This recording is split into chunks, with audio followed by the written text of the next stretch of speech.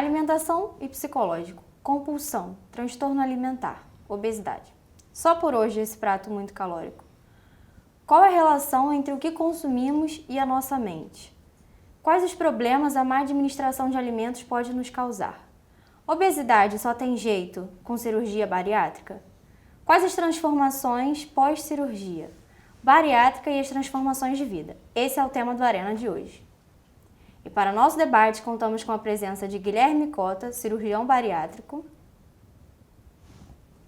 Márcia Calil, psicóloga, e duas personagens que realizaram a bariátrica, Lilian Nóbrega e Tatiana Cabral. Lilian, quais os problemas de saúde que te levaram a optar pela bariátrica? Bom, eu vim lutando contra a obesidade durante anos e quando eu tomei a decisão, eu já estava pré-diabética, já tomava até medicações para tentar reverter. Tinha esteatose hepática, que é a gordura no fígado, e apneia do sono, moderado. Eu cheguei a ficar em torno de 40 e poucos segundos sem respirar, fora vários outros episódios. Esses foram os 3 motivos principais. E além da questão emocional, autoestima, que mexe com tudo. A estética foi, então, o último fator a ser pensado? Foi. Com certeza, porque eu já estava por causa da minha altura, 1,56 m, eu já estava com obesidade mórbida. Então, acima de tudo, tinha essa questão até de saúde mesmo, de sobrevivência, a longo prazo. E você, Tatiana, como que você optou pela bariátrica? A minha opção pela bariátrica foi por conta de histórico familiar com diabetes e pressão alta. E eu estava muito acima do peso, estava em obesidade mórbida. E a médica me indicou o procedimento da bariátrica. Eu acabei optando, aceitando isso, porque tive uma adolescência sempre acima do peso. E aceitei e hoje sou muito feliz por conta disso. Márcia, hoje em dia a gente associa muitos transtornos alimentares ao psicológico, O que caracteriza um transtorno alimentar? Então, um transtorno alimentar, ele é caracterizado muitas vezes pela frequência com que a pessoa tem aquele comportamento. No caso da obesidade, como a gente trabalha, hoje o tema é mais esse, o transtorno alimentar periódico, a compulsão periódica, é uma das coisas que mais a gente observa nas avaliações de pré-operatório com paciente obeso. Tem anorexia, que também tem pacientes que vêm com esse histórico, e bulimia, que eu acho que é uma coisa também que não só o paciente apresenta isso às vezes, nos fala, nos confessa que tem comportamentos bulímicos, como também no pós-operatório ele pode apresentar esse comportamento bulímico com medo do reganho de peso. Mas o que caracteriza o transtorno é a frequência com que o paciente tem aquele comportamento. Bacana.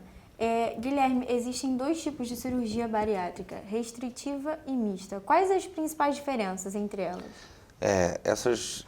A restritiva, são aquelas que você diminui o tamanho do estômago.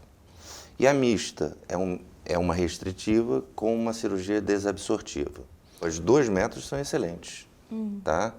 Hoje a restritiva tem um nome, que é a gastroplastia vertical ou sleeve. E a cirurgia no Brasil a mais feita, e temos a mista, que é uma cirurgia onde você tem a restrição do estômago, onde a gente faz um pequeno reservatório e faz um desvio no intestino. É a que a gente conhece como balãozinho? Não, a gente conhece como bypass, tá? Porque o balão é um método de você fazer uma restrição, mas não é um procedimento cirúrgico, é um procedimento endoscópico. Tanto uma quanto outra são excelentes técnicas, são feitas no mundo afora. O Brasil é o 2º país que mais faz técnicas, mais faz cirurgia bariátrica, o primeiro é os Estados Unidos. Temos grandes cirurgiões, existe a escolha da técnica muitas vezes pela necessidade do paciente, né? É isso que eu ia perguntar, como que é feita essa escolha? A escolha ela é baseada, por exemplo, é individual, mas a sociedade hoje brasileira de cirurgia bariátrica e mundial elege, por exemplo, os pacientes que têm refluxo e que têm diabetes comprovadamente de fazer o bypass, né, por conta hormonal. Não quer dizer que a outra também não vai melhorar, porque só baixar o peso melhora. Cada E a caso é um outra caso, né? você faz na maioria dos outros casos. Mas aí você tem que levar em consideração o IMC, a idade do paciente e uma série de outros fatores para você escolher a melhor técnica. Eu acho que a escolha é individual por paciente. É verdade. Lilian, você fez a cirurgia e faz o acompanhamento até hoje. Sim. Você faz acompanhamento médico e psicológico, só médico? Eu faço médico e nutricional. Nutricional. E você disse que apresentou vários problemas de saúde que te levaram à bariátrica, mas foi a primeira solução que você pensou ou você já vinha lutando contra isso de maneira natural?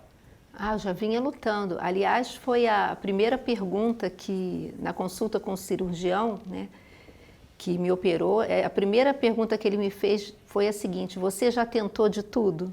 E eu falei assim, já. E eu já tinha tentado vários tipos de dietas, tinha tomado todas as fórmulas possíveis e imaginárias, né? E então a cirurgia, no meu caso, foi a minha última opção. Eu não tinha mais o que fazer, todas as medicações, né? Não, como eu falei, não só fórmulas como as outras, eu já tinha tomado. Então foi a minha última opção, né?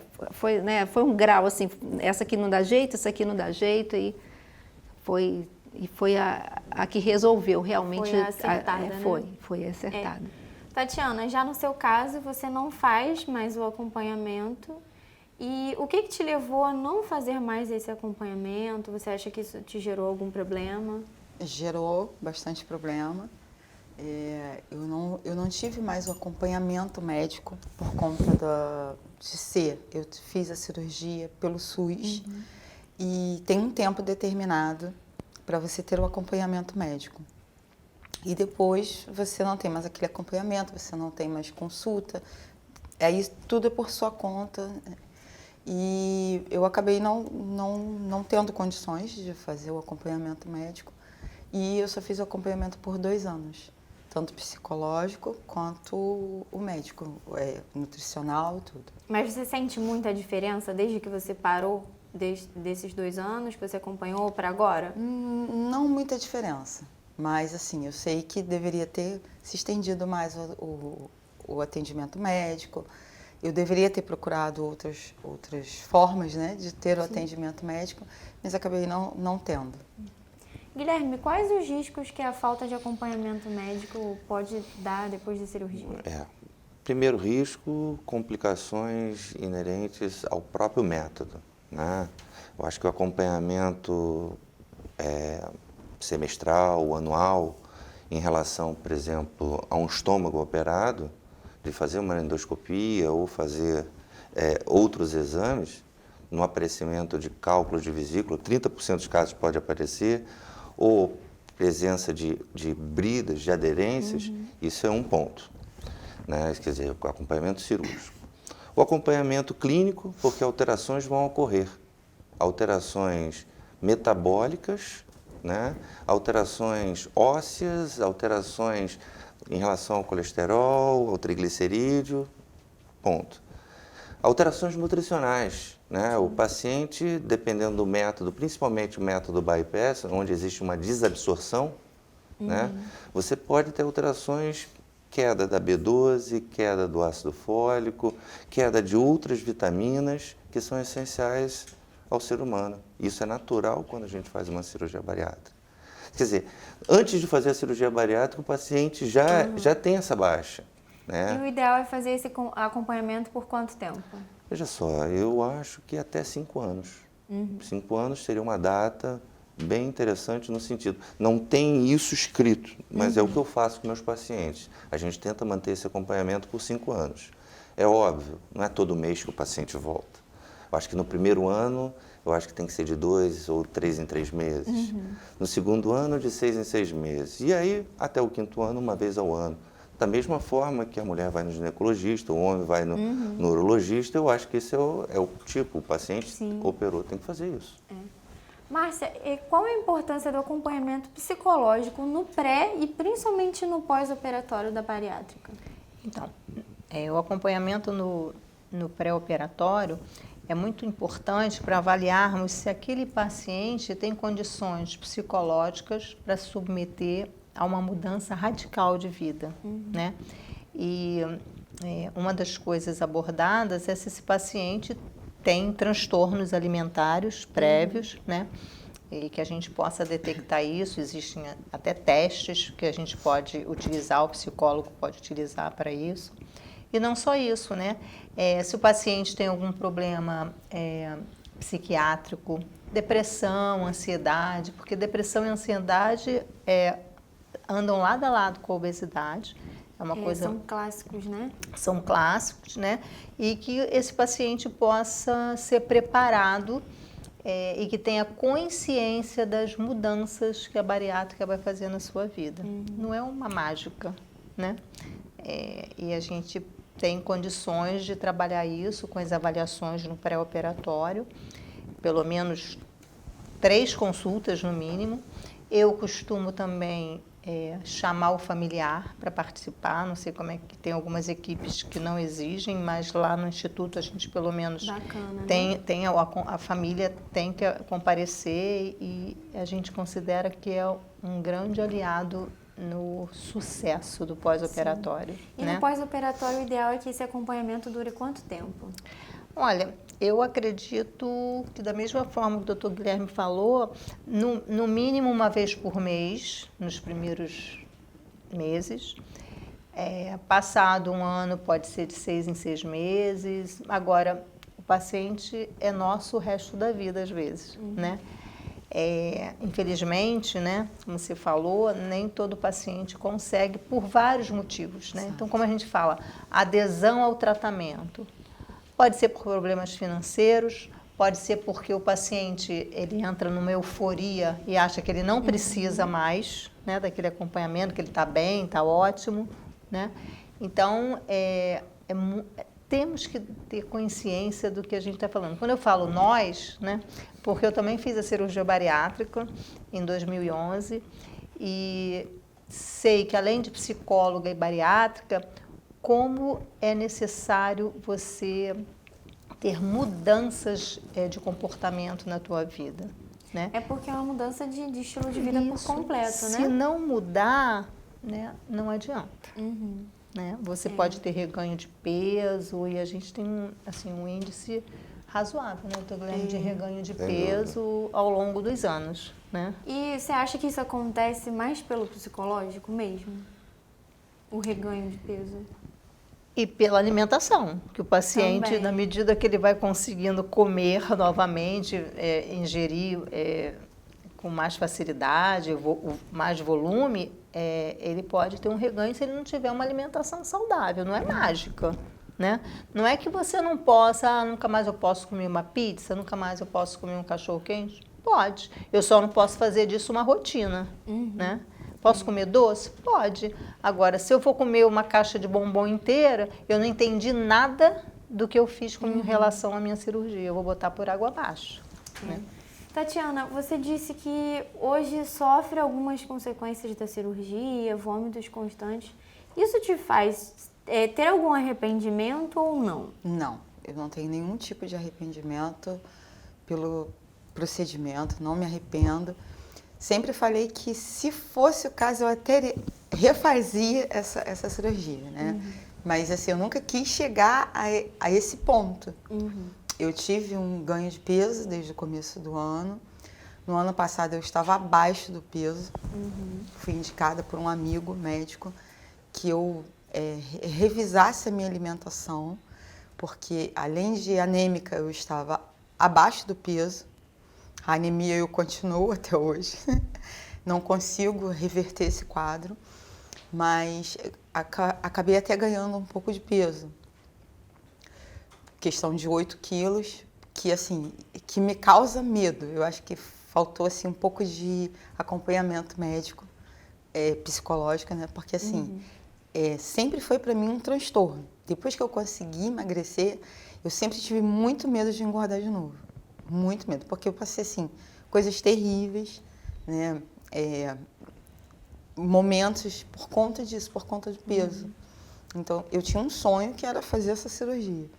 Só que, assim, depois que eu consegui emagrecer um volume muito grande, eu meio que deixei, assim, um pouco de lado. Descansou um pouco, né? Descansei, não cumpri tudo aquilo que eu me prometi cumprir. Mas a sua alimentação é mais regrada?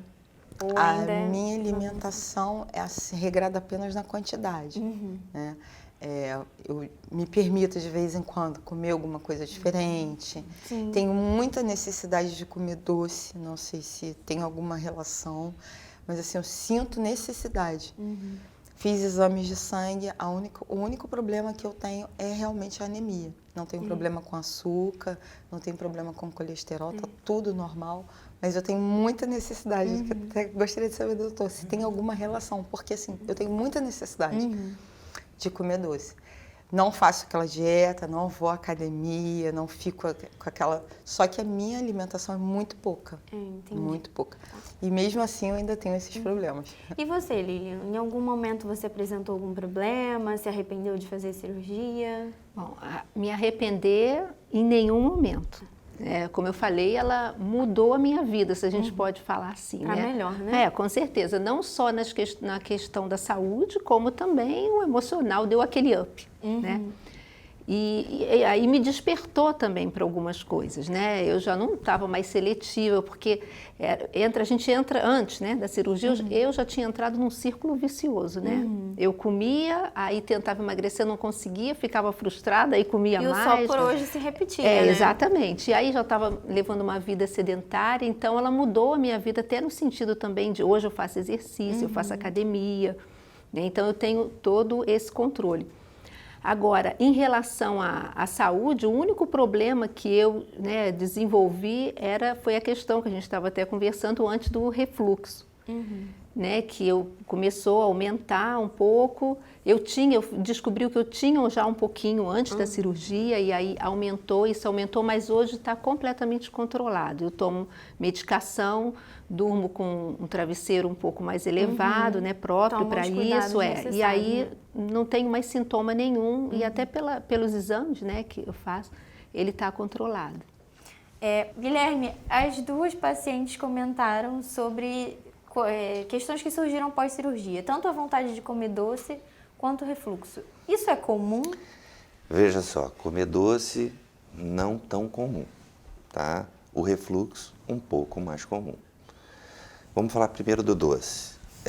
Existe sempre uma parte psicológica que pode ser afetada ou que foi afetada. Existe uma coisa chamada compulsão. Em geral, o obeso, ele tem a compulsão, certo? Num primeiro momento, antes de operar, come e entra no ciclo que você falou, né? E aí, chega no pós-operatório, ele começa a emagrecer e aí ele começa a mudar a compulsão. Ele muda algumas vezes na tentativa do doce, algumas vezes na tentativa de compras, algumas vezes na tentativa de sair à rua todo dia. Então ele muda essa compulsão. Algumas vezes muda até para o mal, começa a beber. Né? Então são coisas que a gente tem que controlar e eu acho que São as transferências negativas. Negativas, né? são coisas importantes que a gente tem que começar a mudar. Compulsão por sexo, por compras. Eu nem falei isso, mas sexo é muito comum. Drogas, né? Pacientes que nunca se drogaram, nunca passa a se drogar, ou que viram alcoólatras e pesado, entendeu? Sim. Pois bem, então eu acho que isso aí tem que ser tratado, entendeu?